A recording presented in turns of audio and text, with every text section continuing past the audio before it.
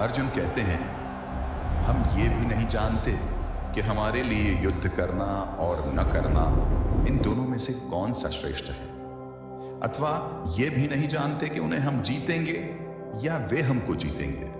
और जिनको मारकर हम जीना भी नहीं चाहते, वे ही हमारे आत्मीय धृतराष्ट्र के पुत्र हमारे मुकाबले में खड़े हैं। भविष्य में क्या होगा ये तो कोई भी नहीं जानता। विधि ने क्या विधान लिखा है उसके बारे में किसी को नहीं पता, लेकिन वर्तमान में हम जो करना चाहते हैं उसका निर्णय हमारे हाथ में होता है। हमारे कर्म सिर्फ और सिर्फ हमारे ही हाथ में है। तो क्या युद्ध जीतने के लिए अपनों को मारना ठीक है? अपने कर्म को पूरा करने के लिए हमें किस सीमा तक जाना चाहिए और किस सीमा को पार करना चाहिए?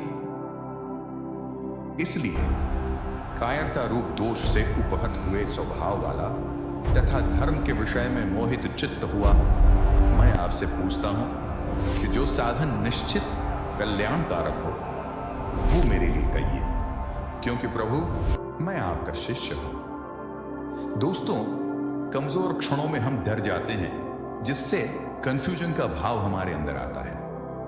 अर्जुन ये मान रहे हैं कि वो कंफ्यूज हैं, कायरता का दोष वो अपने ऊपर ले रहे हैं, और तभी तो ये कहते हैं कि श्री कृष्ण मैं आपका स्टूडेंट हूं, आपको सरेंडर करता हूं, मुझे बताइए कि क्या सही है।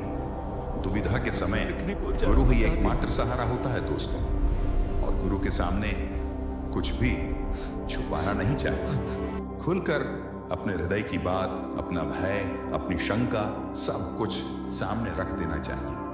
अगर ऐसा करेंगे तभी तो आपको मार्गदर्शन मिलेगा। अर्जुन आगे कहते हैं, जीतने पर उन्हें जमीन मिल जाएगी, धन धान्य मिलेगा, नाम होगा, लेकिन इन सब के मिलने के बाद उनका यह दुख कम नहीं होगा जो उन्हें अभी महसूस हो रहा है।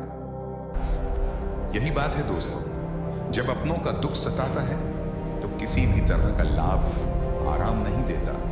और उससे भी बड़ी बात, अगर आप शोक में हैं, दुख में हैं, तो जब तक उस दुख को दूर नहीं करेंगे, उसकी वजह ढूंढ नहीं लेंगे, उसका उपाय नहीं ढूंढ लेंगे, दुनिया का कोई भी सुख आपको आराम नहीं दे पाएगा।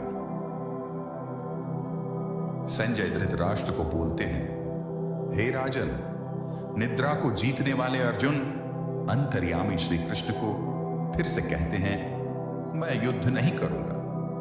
ये स्पष्ट कहकर चुप हो जाते हैं। यानी निद्रा हमारी नेचुरल आवश्यकता है, इस पर दुनिया में कोई भी विजय नहीं पाया है।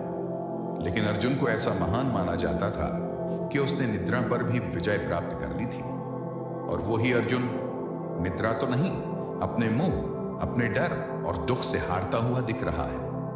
किस समय कौन सी दुर्बलता हम पर हावी हो जाए और कुछ समय के लिए हम उससे हार मान लें, यह कहना बड़ा मुश्किल है। जब अर्जुन के साथ ऐसा हुआ है दोस्तों, तो हमारे साथ भी हो सकता है। लेकिन अर्जुन उस दुर्बलता को जीत के आगे बढ़ा था, और उसी तरह से हमें भी बढ़ना होगा। धृतराष्ट्र की उत्सुकता बढ़ रही है। स्वाभाविक है कि एक पिता होने के नाते धृतराष्ट्र किसको जिताना चाहते थे, ये तो कहने की आवश्यकता नहीं है। वो युद्ध में भाग नहीं ले सकते थे, लेकिन युद्ध की एक एक बात को जानना चाहते हैं। संजय बताते हैं, यही भरतवंशी धृतराष्ट्र दोनों सेनाओं के बीच में शोक करते हुए अर्जुन है, और उसके सामने अंतर्यामी श्री कृष्ण, जो अर्जुन को हंसते हुए ये वचन बोल रहे हैं। एक तरफ रोता हुआ कमजोर डरा हुआ बालक जैसे कि अर्जुन, और दूसरी तरफ त्रिकालदर्शी कृष्ण है। शायद कृष्ण को इसीलिए छलिया भी कहा जाता था। रोते हुए के सामने इस तरह से कौन हंसता है? और कृष्ण हंसते थे, क्योंकि उन्हें वो पता था जो किसी को पता नहीं था।